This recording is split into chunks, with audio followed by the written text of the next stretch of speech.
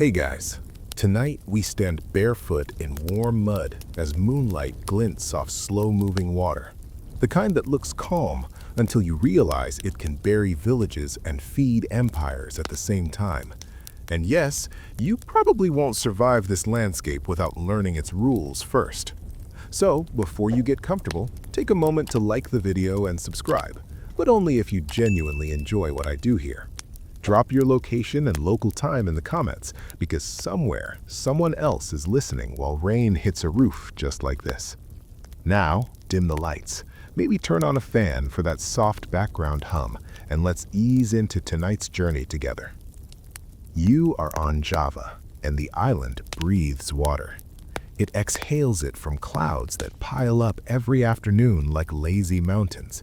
It sweats it from jungle leaves. It leaks it from volcanic slopes that never quite decide whether they're asleep or just pretending. And right now, as you stand here in the dark, you can hear it. Small trickles, distant rushes, the constant whisper of gravity pulling everything downhill. This is not a place where irrigation is optional. This is a place where irrigation is the difference between dinner and disaster. The mainstream historical fact you need to anchor yourself is simple.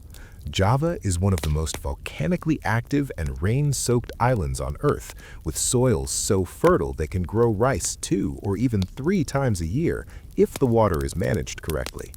That fertility is the trap, because the same volcanoes that gift rich soil also create steep slopes, unstable rivers, and floods that arrive without warning.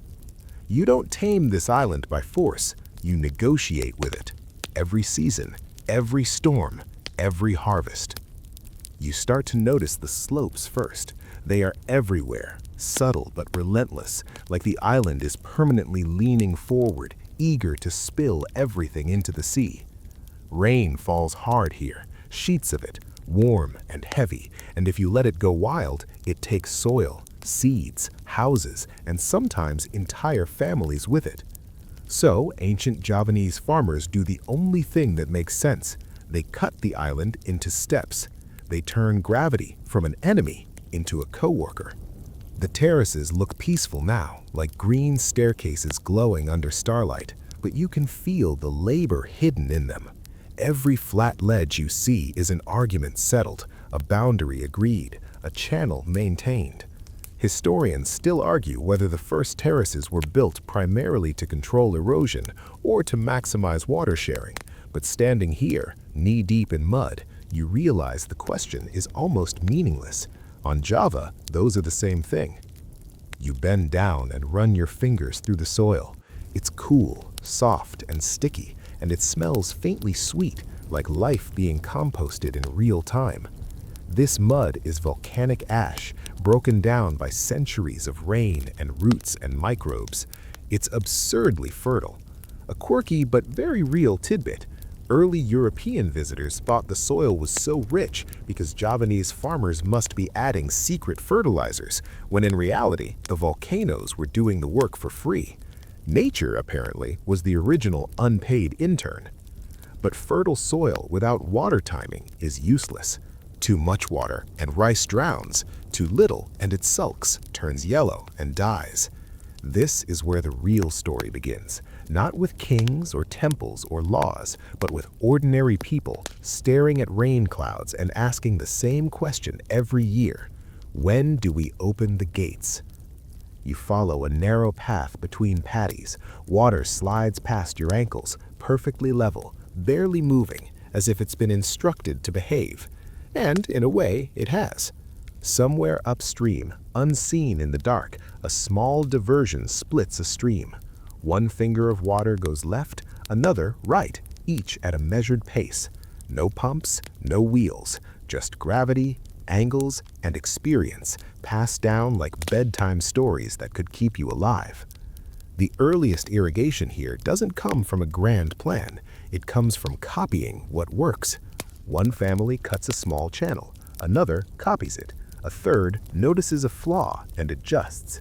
Over generations, this becomes a network so intricate it feels intentional, even when no one can name the architect. You can think of it as crowdsourced engineering, except the stakes are starvation. And here's the strange part. You're not seeing chaos, you're seeing order without blueprints. The water flows evenly, spreading out like veins across the land, and you start to understand something important. Irrigation on Java is not just about water, it's about trust. You trust that the person upstream won't take more than their share. They trust that you'll maintain the channel when it silts up. Everyone trusts the rain will come, eventually, mostly. There's a light joke farmers still tell centuries later. If you want to know who your real friends are, block the canal for a day. It's funny because it's true, and because no one actually does it without starting a small war. As you walk, you notice small shrines at the edges of the fields. Nothing grand yet, just stones, leaves, a bit of incense smoking curling upward. This is another mainstream fact. Water on Java is sacred long before it is scientific. Rivers are alive. Springs have personalities. If water disappears, it's not just a mechanical failure, it's a spiritual insult. So irrigation begins with respect, not valves. A fringe tidbit drifts in like mist. Some early farmers believed certain springs were guarded by snakes that could dry up the flow if offended. Whether they believed it literally or used it to scare kids into behaving around canals is still unclear. Either way, no one messed with the water. You pause and listen again. Frogs croak in the distance. Insects buzz. Somewhere, bamboo creaks as it cools. This soundscape is part of the system too. Farmers know by ear when water is flowing wrong. A change in pitch, a missing trickle, and someone gets up from dinner to check a gate. Irrigation is not seasonal labor here. It's constant, like breathing. And looming above all of this, even in the dark, are the volcanoes. You can't see them clearly now, but you feel them, heavy and quiet, like sleeping gods with bad tempers. They are why water flows so fast. They are why soil is rich. They are why entire networks sometimes vanish overnight under ash and mud. Historians still argue whether major eruptions reset irrigation systems entirely or whether farmers rebuilt them almost immediately. But the archaeological layers suggest one thing: they never stopped trying. You take one more step forward and the water ripples outward, carrying moonlight with it. This is the first truth you learn on Java. Irrigation is not a structure, it's a relationship between people, between slopes, between rain and stone, between fear and patience. Everything else, the temples, the laws, the kings, will come later.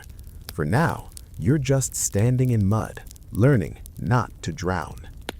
And as you stand there, the island breathes again, and water keeps moving, just as it always has. You step into the open center, and something surprising happens. The quiet changes shape. It's no longer pressed against you like a blanket.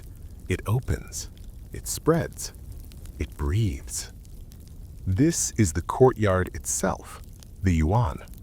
And if the walls were the earplugs, this space is the lung.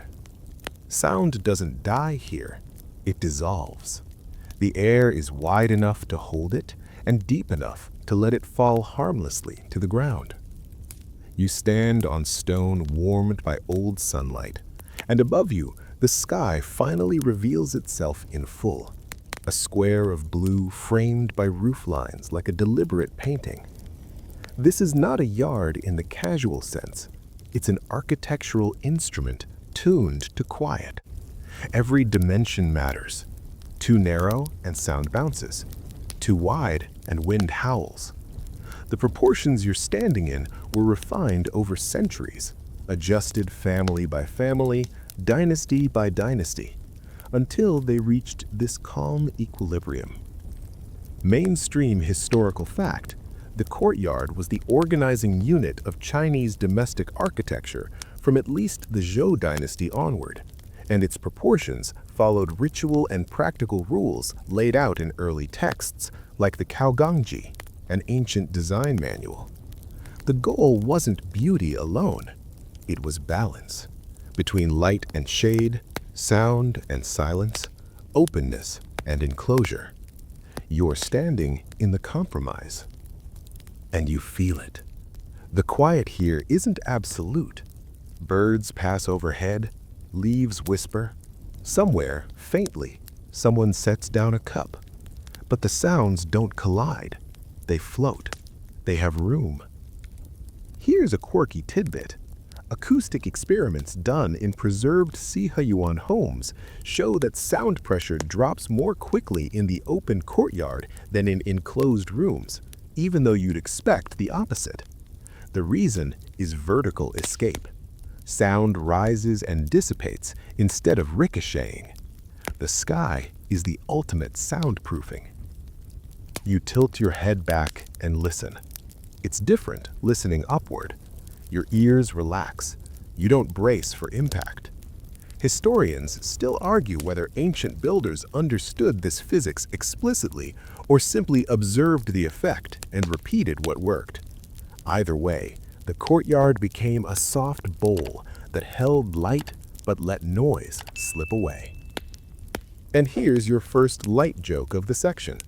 If ancient Chinese families had had teenagers, this courtyard would have been the place where slammed doors went to die.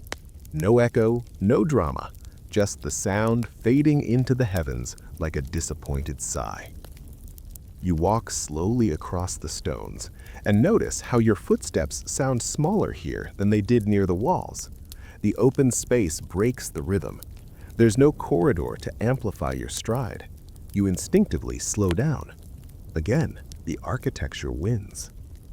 The courtyard also controls time. In the morning, it fills with light and bird calls. At noon, it's bright and still. In the evening, shadows stretch and the world gets quieter, as if the space itself is winding down. Silence isn't constant, it's rhythmic, and rhythm is easier to live with than emptiness. Families used this space for everything: drying grain, teaching children, mending clothes, performing rituals, drinking tea, arguing quietly, reconciling quietly, aging quietly. The courtyard heard it all and told almost no one. It was a social buffer as much as an acoustic one. There's an old saying, half poetic, half practical. A good courtyard is one where you can hear your own breath. You try it now. You inhale, you exhale. And yes, there it is, the faint sound of air moving past your teeth, a private noise the world usually steals from you. Historians still argue whether courtyards were primarily designed for climate control, social order, or spiritual harmony. The truth, like the space itself, is probably in the middle. Quiet is never just one thing.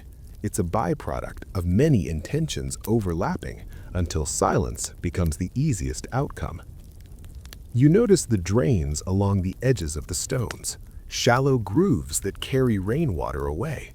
They also break up sound. Running water never splashes loudly here. It slides. It murmurs. Even storms are taught manners. Second light joke, just for balance. If you tried to host a loud party here, the courtyard would simply refuse. The music would float up, get tired, and leave. Guests would start whispering without realizing why. Someone would apologize for no reason. It's that kind of place. You pause in the center and realize that the quiet is not empty at all. It's full of small, gentle sounds that never overlap enough to become noise. This is curated calm, composed silence, an ancient playlist on repeat. And as you stand there, listening to almost nothing, you feel something rare in the modern world. Your mind stops scanning for threats, interruptions, alerts. It rests. The courtyard holds it, just like it holds sound, loosely, kindly, without gripping. The walls did their part. The threshold taught you. But this space, the open heart, is where the quiet becomes livable. It's where silence stops being absence and starts being comfort. You take a slow breath and step towards the edge where stone meets water, and where the next layer of hush is waiting.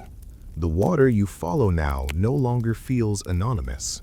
It has destinations, appointments, and a schedule that exists even if no one writes it down.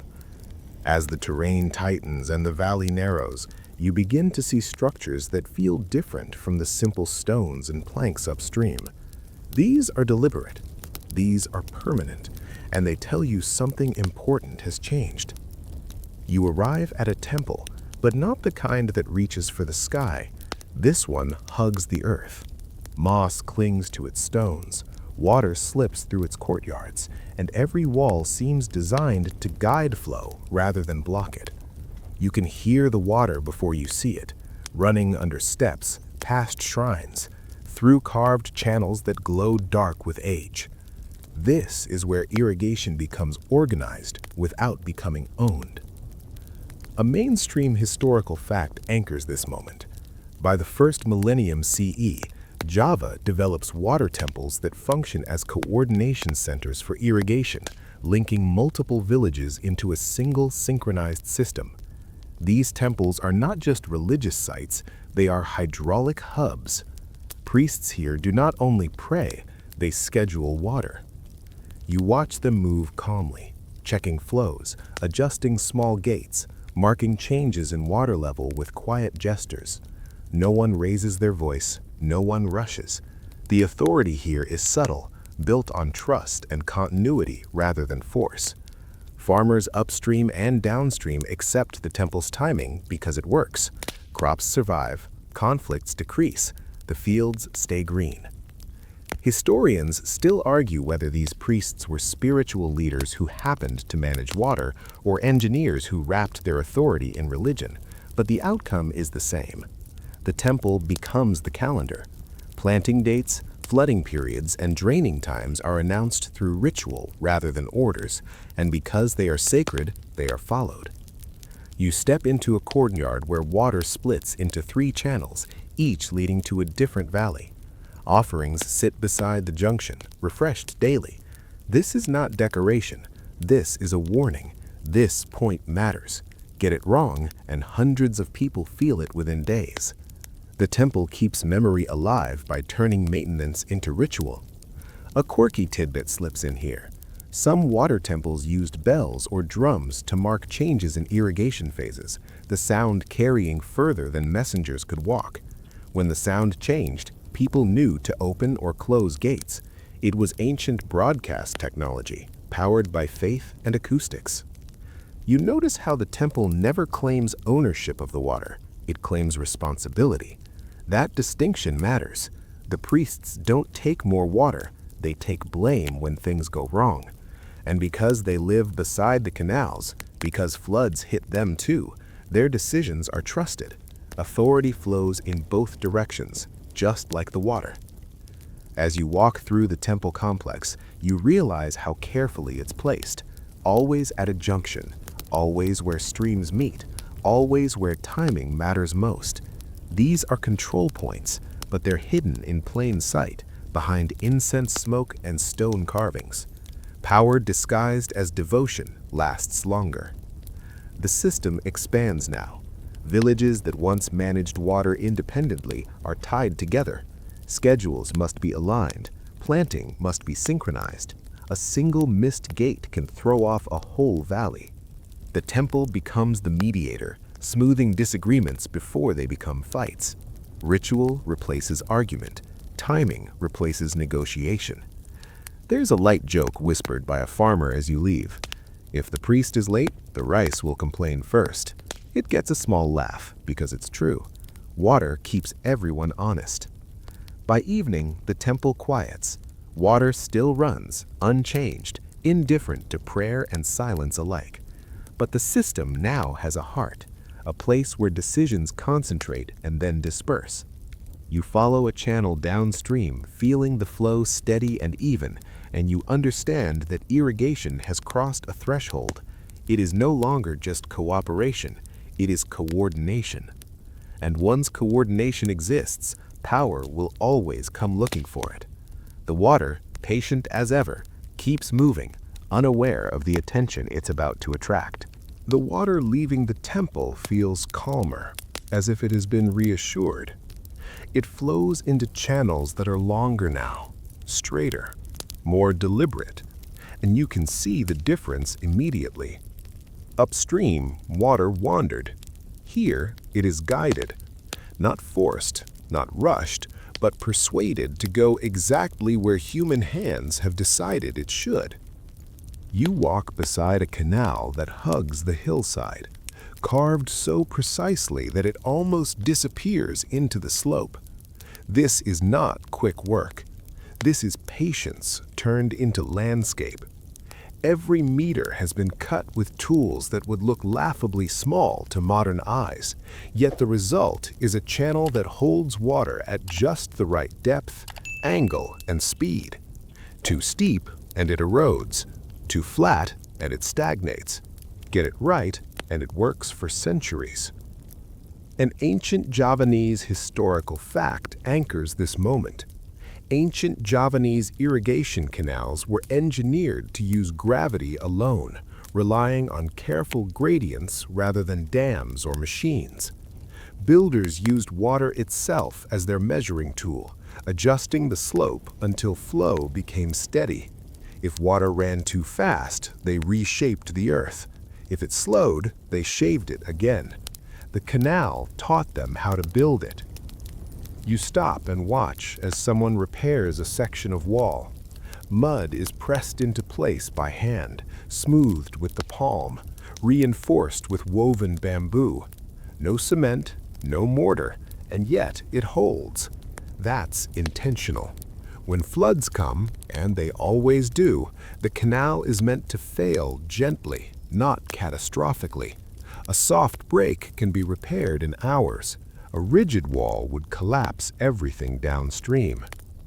Historians still argue whether this preference for flexible construction was purely practical or deeply cultural, but standing here, you can see the logic. Permanence is risky on a volcanic island. Adaptability is survival. A quirky tidbit surfaces as you pass a group of workers resting in the shade. Some canal builders tested new sections by floating coconut shells and watching how long they took to pass a bend. Too fast meant erosion. Too slow meant silt. It's the simplest timing device imaginable, and it works. Low tech doesn't mean low precision. The canals branch again and again, splitting water like a tree splitting branches. Each division is calculated, even if no one uses numbers. Experience replaces math. Memory replaces diagrams. You realize that every fork represents a decision made long ago and still honored today. Change one, and the whole network must be reconsidered. As the sun climbs, you notice how the channels are shaded where possible. Banana leaves, bamboo, even carved trenches under roots keep water cool and slow evaporation. This is not accidental. It's accumulated knowledge layered into the land itself. The canal is as much ecosystem as infrastructure. You also notice how often people are present. Someone is always nearby, fixing, checking, adjusting. This system does not run unattended. It runs because it is watched. That's the unspoken cost of abundance. Attention. Miss a day and a leak becomes a collapse. Miss a season and a valley goes dry. There's a small joke you hear as someone scoops mud from a clogged section. If the water stops, you stop eating. It's said lightly, but no one laughs too hard because everyone knows it's not really a joke at all. By afternoon, the canal reaches a wide spread of terraces and the water fans out like fingers opening. Each paddy receives its share, no more, no less. The flow is slow enough that sediment settles evenly, renewing the soil. This is irrigation doing more than feeding plants. It's rebuilding the land every year. And you start to understand something important. Canals are not just for transport. They are filters, timers, coolers, and equalizers all at once. They shape not only where water goes, but how it behaves when it gets there. As evening approaches, workers smooth the last repaired sections, press stones into place, and step back to watch the flow. The canal accepts the changes without complaint, adjusting instantly, as if it's been waiting for this exact shape. That's the quiet magic of long experience. The land remembers what works. You walk on, following the channel as it disappears into shadow, and you know that what you're seeing is not just engineering. It's discipline carved into earth, repeated so many times that it now feels inevitable. The water keeps moving, steady and unhurried, carrying the island's patience with it. The canal narrows again, and as you follow it, you start to notice something new. Control points. Small, intentional interruptions in a flow that looks simple, almost too simple to matter. A plank here, a notch there, a stone set at just the right angle. But these are the places where the entire system is decided, moment by moment. You crouch beside one of them and watch water spill over a low weir, spreading into a thin, even sheet. The height is precise, though no one measured it with a ruler. It has been adjusted over years, maybe centuries, until the flow is just right. Change the height by a finger's width, and everything downstream changes with it. A mainstream historical fact grounds this scene. Ancient Javanese irrigation relied on adjustable weirs and gates to regulate distribution, allowing farmers to fine-tune water delivery across multiple terraces. These structures were often built from stone, wood, and packed earth, designed to be modified easily as conditions changed. The system wasn't fixed, it was responsive. You watch as someone lifts a wooden board slightly, just enough to let more water through. No words are exchanged, no permission is asked. Everyone nearby understands the reason. A field below is drying faster. The adjustment will be reversed later. This is not ownership, it's stewardship in real time. Historians still argue whether these decisions were made by consensus, custom, or quiet authority. But standing here, you can see that the process doesn't need to be explained. It has been rehearsed so many times that it runs like muscle memory. The hand moves, the water responds. Balance returns. A quirky tidbit surfaces as you notice markings on the stone beside the weir. Small grooves, almost invisible. These were used as reference points, showing how high water should be during different phases of the growing season. It's a calendar carved into rock, erased and refreshed by fingers rather than ink. You move on and find another gate, this one splitting water into 3 channels of unequal size. The largest feeds the widest terraces. The smallest goes to a narrow strip of fields clinging to the slope. Nothing is random here.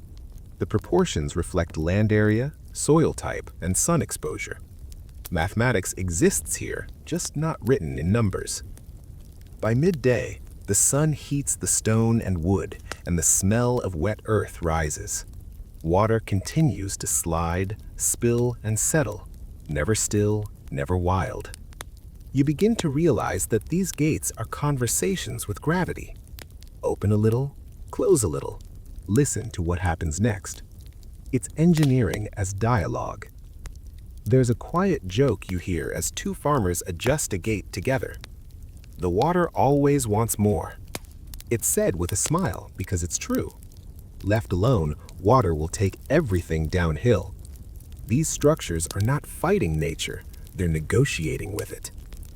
As you watch, a child is sent to run downstream to check the effect of a change. He returns quickly, nodding. Enough, not too much. The system confirms itself through people, not instruments. Feedback is human scale, immediate and visible. And you understand something important. This is why the system survives. It doesn't depend on one perfect design. It depends on constant small corrections. 1,000 tiny decisions made every day keep the whole valley alive. As afternoon fades, the gates are set for the night. Flow slows, levels stabilize. The water will do its quiet work while everyone sleeps, held in place by simple things arranged with deep knowledge. You follow the canal onward, knowing that each small structure you pass is a point where someone once thought carefully, adjusted patiently, and left just enough for others to continue. You begin to notice something strange as you move deeper into the rhythm of the house. Nothing happens suddenly here. Not meals, not conversations, not even footsteps. The quiet isn't just architectural anymore. It's behavioral. It's routine. It's learned. Morning starts early, but gently. Doors slide open instead of swinging. Wooden panels are lifted, not dropped. Brooms sweep in long, slow strokes that make a soft shh sound, like the house clearing its throat. No one calls out across the courtyard. If someone is needed, a child is sent, or a subtle sound is made. A cough, a footstep, the clink of a cup. The house is awake, but it's not loud. Mainstream historical fact: in traditional Chinese households, especially large multi-generational ones, daily schedules were highly regulated, with specific times for waking, working, eating, and resting. This reduced chaos and, as a side effect, noise. Predictability is quiet. Surprise is loud. You sit for a moment on a low stool near the edge of the courtyard and you watch life happen without commentary. A grandmother folds cloth. A child practices writing, brush tapping softly against stone ink slab. A servant carries water, steps measured, eyes down. No one hurries because there is nowhere to rush to. The day unfolds like a long, unbroken sentence. Here's a quirky tidbit. In some households, people were taught to place cups down with a slight slide instead of a drop, so the sound would fade instead of strike. Imagine learning that as a child, not "don't be loud," but let the sound end slowly. That's advanced training in peace. Historians still argue whether these habits came from Confucian moral codes or simple necessity in crowded homes. When many people share little space, noise becomes power. Controlling it keeps the peace. Over time, the habit becomes virtue, and the virtue becomes identity. You notice that voices are lower here, but not whispered. Whispering is suspicious. It suggests secrets. Instead, people speak softly, evenly, with the confidence that they'll be heard without force. Loudness is unnecessary when attention is guaranteed. Meals are the same. Dishes are ceramic or wood, not metal. Chopsticks touch bowls gently. There's conversation, but it flows between bites, not over them. Eating is not a performance, it's maintenance. Second light joke: if modern families ate like this, half of reality TV would vanish overnight. Even work is quiet. Weaving, mending, carving, sorting all produce small, repetitive sounds that blend into a background hum. The courtyard absorbs them, smooths them, turns them into texture instead of noise. The house never feels silent, but it never feels loud either. It's balanced. You realize that the architecture and the schedule are working together. The courtyard teaches stillness, and the routine reinforces it. You don't fight the quiet, you fall into it. Silence becomes the default setting. There's also an emotional side. Loudness draws attention. Attention brings judgment. Quiet lets you disappear when you need to. In a hierarchical household, this mattered. You could exist without being noticed. That was a gift. Historians still argue whether this culture of restraint was liberating or oppressive. Probably both, depending on who you were and where you stood. Quiet can be comfort, quiet can be control. The courtyard holds both truths without comment. Third light joke, because you're still awake and doing great. This is the only household where use your indoor voice is redundant because there is no other voice. As the day moves on, the light shifts and activity slows again. Afternoon heat encourages rest. People retreat to shaded rooms.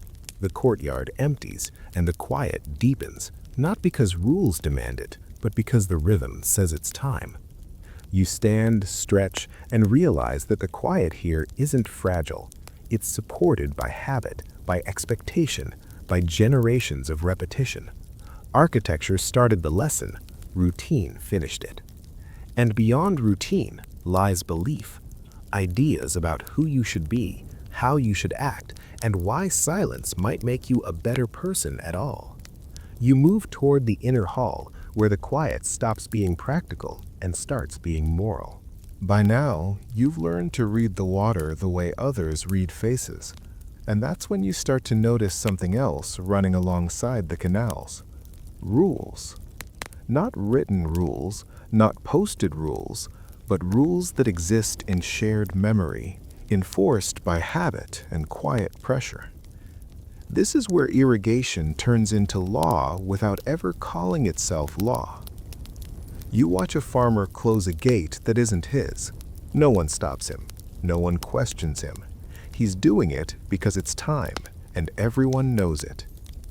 Ownership here is fuzzy, but responsibility is sharp. If a channel breaks, the closest person fixes it. If water is misdirected, the first person who notices corrects it. The system doesn't wait for permission. A mainstream historical fact anchors this moment.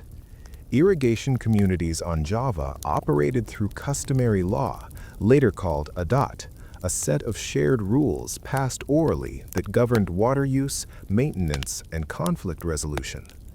These rules were enforced socially rather than violently, because violence would break the very cooperation the system depended on.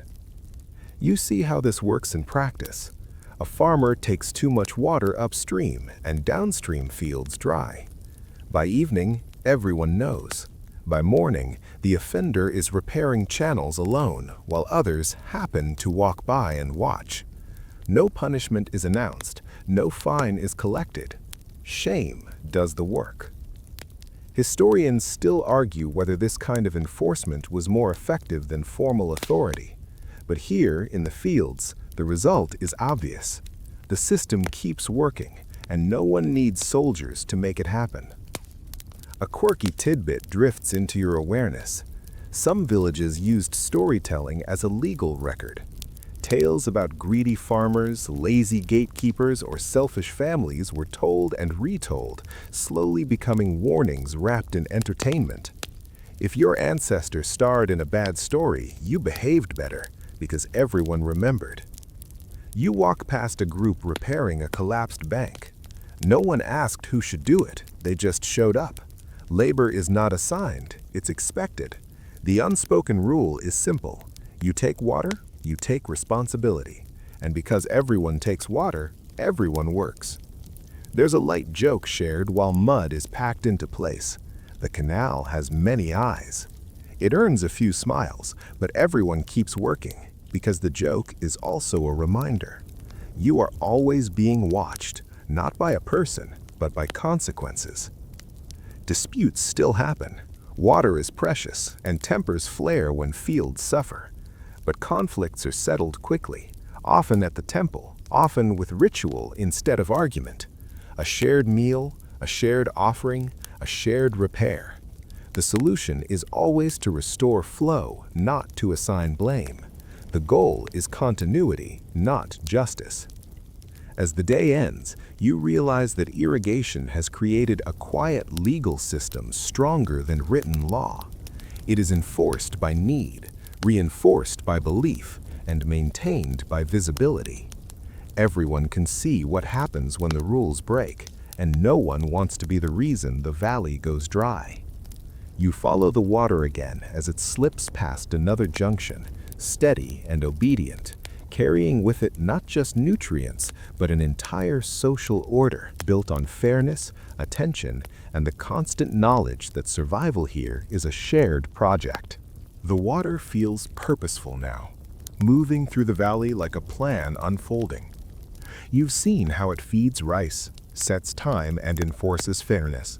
But there's another problem it quietly solves, one with fur, wings, legs, and far too much enthusiasm for eating crops: pests. And on Java, pests are relentless. You notice something odd as you walk through the fields. There are fewer rats than you expect, fewer insects, fewer birds hovering low over the paddies. It's not because the land is empty. It's because the water is being used as a weapon just as carefully as it's used as a gift. A mainstream historical fact anchors this insight. Synchronized flooding across multiple fields was one of the most effective pest control strategies in ancient Javanese agriculture. When everyone flooded and drained together, pests lost their breeding cycles and hiding places. Rats drowned or fled. Insects failed to mature. Disease had nowhere to settle. You watch as water rises across dozens of terraces at once, turning the valley into a single shallow lake. Anything living in the soil has to adapt or disappear. When the water drains again, rice remains, but weeds and pests are gone. It's simple, brutal, and incredibly effective. Historians still argue whether pest control or water sharing was the primary reason for synchronization, but it's likely the farmers discovered both benefits at once and never separated them again. A solution that feeds you and protects you is too good to question. A quirky tidbit surfaces as you hear laughter near a field. Some villages celebrated big floods because it meant rat funerals, and children were sent out to collect floating carcasses as proof the system was working. It sounds grim, but it was considered good luck. Fewer rats meant fuller bowls. You also notice that synchronized flooding forces cooperation. One farmer cannot flood alone without becoming a pest magnet for the rest, so timing becomes collective. Even reluctant participants are pulled into rhythm because the alternative is infestation. The water enforces unity without asking. There's a light joke shared as gates are opened together. If the rats complain, we're doing it right. It gets a laugh, but everyone still checks their fields carefully because pests are persistent and clever. As the water recedes, you see the rice standing clean and strong, roots gripping refreshed soil. The system has reset itself again, ready for the next phase. And you realize that irrigation here is more than logistics, it's strategy. The landscape itself becomes a defense system controlled by timing and cooperation rather than walls or traps. Even diseases that thrive in stagnant water are kept in check by constant movement. Flow replaces chemicals, rhythm replaces poison. The solution is elegant because it is simple, and simple because it has been tested for centuries. You follow the water onward, understanding now that every gate opened together is also a declaration. No one survives alone here, not even the pests. The system works because everyone participates, and because the water never forgets its schedule. The water you follow now carries tension with it, thin but unmistakable, like a current you feel before you see. When something works this well, for this long, people start to notice. And when people notice, they start to argue about who should decide where the water goes. Irrigation inevitably becomes politics. You arrive at a place where two channels meet and the air feels different. The gates are intact, the flow is even, but the silence is heavier. This is a boundary between communities, and boundaries are where harmony is tested. Upstream wants security. Downstream wants fairness. The water cannot satisfy both unless everyone agrees, and agreement is fragile. A mainstream historical fact anchors this moment. As irrigation networks expanded, disputes over water rights increased, especially between upstream and downstream villages. These conflicts were often resolved through negotiation, ritual mediation, or temple intervention rather than violence, because violence would collapse the entire system. You can see the signs of past arguments: a gate rebuilt slightly higher than before, a channel widened by hand when no one was watching, Small adjustments that look innocent but change everything downstream. Sabotage here is subtle because subtlety lasts longer than force. Historians still argue whether these conflicts were rare or constant, but oral traditions suggest they were common enough to shape custom and ritual. Water was shared, but never without tension. Cooperation was necessary, not natural. A quirky tidbit slips into view as you notice a carved mark on a stone near the junction. Some villages secretly marked correct water levels so they could prove cheating later. It was evidence hidden in plain sight, waiting for the next dispute. Even ancient systems needed receipts. You watch a group gather at the junction. No one shouts. Voices stay low. Hands point at water levels, at mud lines, at the angle of flow. The argument is technical, not personal. That's how it stays contained. If someone loses, they lose to physics, not pride. There's a light joke muttered as someone adjusts a gate back down. The water always tells the truth. It gets a few nods. Water can't lie. It only reacts. By evening, the flow is restored. The system breathes again. But you understand now that this balance is constantly negotiated. Irrigation here is not peaceful because people are kind. It's peaceful because violence is too expensive. Break the system and everyone loses. You walk away from the junction knowing that power has entered the picture. Not the kind with crowns or armies yet, but the kind that whispers, control the water and you control the future. The canals carry more than water now. They carry ambition. And the water keeps moving, indifferent, unaware that it is slowly becoming the most valuable thing on the island. The air changes first. You feel it before you hear anything. Cooler, heavier, moving differently. Seasons arrive quietly in a courtyard, not with announcements, but with adjustments. And each season brings its own version of silence, engineered and maintained like a living system that never stops adapting. Winter hush is the deepest. Snow falls into the courtyard and everything goes still, not just because of cold, but because sound simply has nowhere to go. Thick walls hold warmth, and padded doors stay shut longer. The world shrinks to a few rooms, and the courtyard becomes a white bowl that absorbs every noise you make. Footsteps crunch softly, then disappear. Breath becomes the loudest sound, and even that fades. Mainstream historical fact: traditional courtyard homes were designed to be seasonally flexible. Rooms were used differently depending on weather, and doors, screens, and hangings were adjusted to control temperature, light, and sound. Winter arrangements prioritized enclosure and insulation, which also deepened quiet. You imagine heavy fabric screens being pulled across openings, trapping warmth and muting echoes. Paper windows glow but don't speak. Fire crackles low, contained, never roaring. Winter silence is not empty, it's padded. Spring arrives like a question. The courtyard opens up again. Screens lift. Doors stay ajar. Sound increases, but gently. Bird song, dripping water, the soft scrape of tools returning to use. Spring quiet is porous, letting the world leak back in slowly, so it never overwhelms. Here's a quirky tidbit: some families rearranged plants seasonally not just for sunlight, but for sound.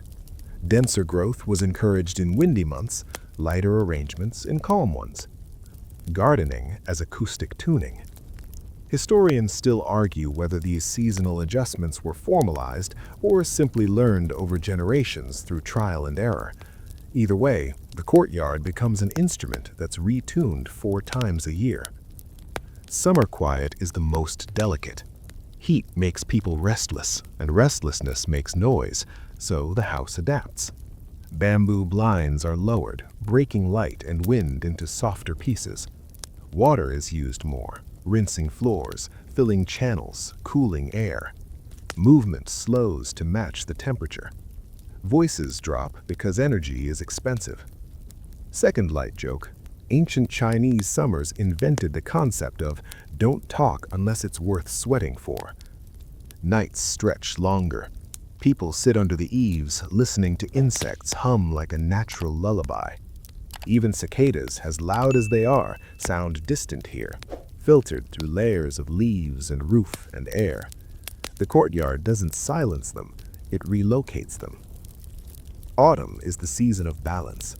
Air is crisp, doors stay open. The courtyard sounds exactly the way it's meant to sound. Leaves falling one by one. Footsteps clear but brief. Conversations unhurried. If the courtyard had a favorite season, this would be it. You realize that silence here is never static. It breathes with the year. It thickens, thins, shifts, and returns, always shaped by design, but guided by climate. Quiet is maintained not by force, but by flexibility. Historians still argue whether this adaptability was the true genius of the courtyard, or simply a happy consequence of living close to nature. But standing here, feeling the air change, you know it's not an accident, it's a relationship. Third light joke, just to keep you company. This house has better seasonal settings than your phone, and it never asks you to update. You look around, imagining the same stones under snow, under rain, under dust, under moonlight, and you see how the courtyard teaches patience. Loud things are temporary. Quiet is what remains when everything settles. And as the seasons roll through your mind, you begin to feel another layer of stillness beneath the practical one. A silence tied not to weather, but to belief.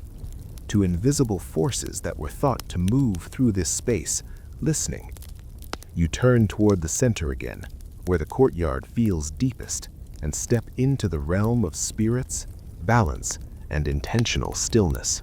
The water now flows through landscapes shaped by ambition. You feel it in the scale of everything. The wider terraces, the longer canals, the way villages cluster more tightly around fertile ground. This is the world of Majapahit, where irrigation no longer just sustains life, but fuels an empire that stretches beyond the horizon you can see. A mainstream historical fact anchors this moment. At its height in the 14th and 15th centuries, the Majapahit Empire relied heavily on rice surplus produced by irrigated fields to support cities, armies, artisans, and long-distance trade. Without irrigation, there is no empire. Without coordination, there is no irrigation at this scale. You walk beside canals that feed hundreds of fields in sequence, their flow steady and unbroken. The system feels mature now, refined by centuries of trial and error. Temples, villages, and royal works are woven together into one network, each depending on the others. The water does not care who benefits first. It simply follows the path that has been prepared. Historians still argue whether Majapahit centralized irrigation more than earlier kingdoms or simply benefited from an already perfected system, but what you see suggests continuity rather than revolution. The empire didn't invent the network, it inherited it, expanded it, and leaned on it hard. A quirky tidbit surfaces as you pass a busy settlement. Records suggest that some irrigation officials were paid in rice rather than coin, their salaries literally flowing from the canals they managed. When the water failed, their income failed too. Accountability had a very direct meaning. The scale of coordination is astonishing. Planting dates are synchronized across valleys. Recognized irrigation officials mediate disputes. Temples still mark time, but royal messengers now carry schedules further and faster than ever before. Water becomes infrastructure, not just tradition. You also notice the pressure. Fields are pushed onto steeper slopes. Canals stretch farther from reliable streams. Maintenance becomes more demanding. The margin for error shrinks as population grows. The system still works, but only because everyone is constantly repairing, adjusting, and watching. There's a light joke among farmers as they clear silt from a long canal. The empire eats first, the water eats last. It's said quietly, with a hint of truth. Surplus feeds cities, but the land must be kept alive for that surplus to exist. As evening falls, you stand at a high point and look down at a valley glowing with water and rice. It is beautiful, and it is fragile. You understand now that Majapahit's power rests on something as simple and vulnerable as a wooden gate held in place by mud and habit. The water keeps flowing, but it feels heavier, burdened with expectations it was never meant to carry. Empires demand certainty. Water only offers balance. And balance, as you are about to see, is easy to lose. The water begins to hesitate, not all at once, not dramatically, but in small ways that are easy to ignore at first. A channel silts up faster than expected. A gate breaks and isn't fixed the same day. A planting happens a little late, then a little later. This is how systems fail when they have been stretched too long, quietly, politely, until suddenly they don't work anymore. You can feel the strain in the landscape. Canals that once carried water easily now struggle during dry seasons. Terraces pushed onto steeper slopes erode faster. Forests upstream thin as land is cleared for new fields, and rain behaves differently when it hits bare ground. Floods arrive sharper. Droughts linger longer. The rhythm you've been following for so long starts to stumble. A mainstream historical fact anchors this turning point. By the late Majapahit period, evidence suggests that climate shifts, political fragmentation, and declining maintenance weakened large-scale irrigation systems across Java. When central authority faltered, the coordination that held everything together began to unravel. Historians still argue whether climate change, political collapse, or religious transformation was the primary cause of this breakdown, but it is likely all of them at once. Irrigation systems this complex require constant cooperation, and cooperation is fragile when trust erodes. You walk past a canal that used to feed multiple villages, but now only serves one. Downstream fields lie dry and cracked. The water has been claimed, not shared, and the consequences are immediate. Where rhythm once ruled, competition takes over. A quirky tidbit surfaces in old stories. Some villagers believed the rice goddess had left certain valleys, offended by neglect and broken rituals. Shrines fell into disrepair. Offerings stopped. Whether or not anyone truly believed she left, the result was the same. Maintenance stopped, and water followed. You notice how knowledge begins to fade. Younger farmers know fewer paths, fewer gates, fewer fixes. When something breaks, it takes longer to repair because fewer people remember how it was done before. The system had depended on memory, and memory needs stability to survive. By evening, you reach a field that was once part of the great network. The terrace walls are crumbling.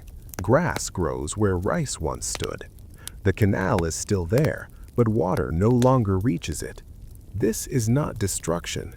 It is abandonment, slow and almost gentle, like forgetting a name. And yet, the system does not disappear entirely. Smaller networks survive. Local cooperation returns where imperial coordination failed. Villages adapt, simplify, rebuild. Water retreats from grand ambition and returns to daily necessity.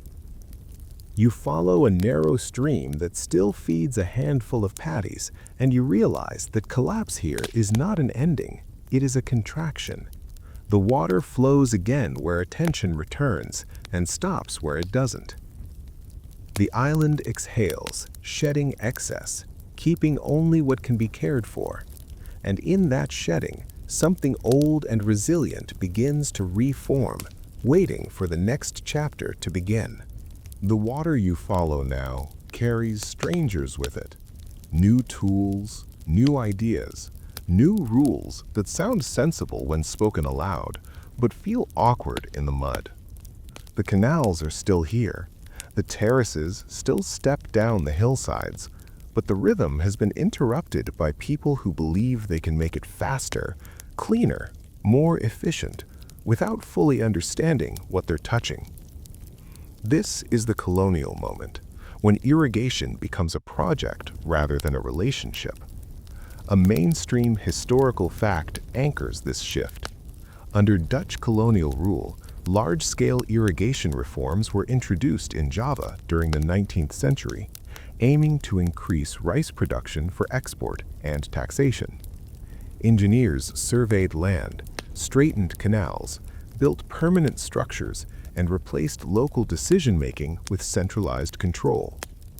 You walk beside a new canal, straight, wide, and lined with stone. It looks impressive. It looks modern.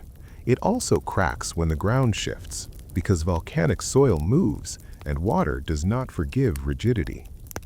When this canal fails, it fails hard, sending floods where none should go and leaving other fields dry. Historians still argue whether colonial irrigation increased overall productivity or merely redistributed risk. But what you see on the ground is clear. The system becomes less flexible. Repairs require permission. Adjustments require paperwork. Water no longer responds to hands.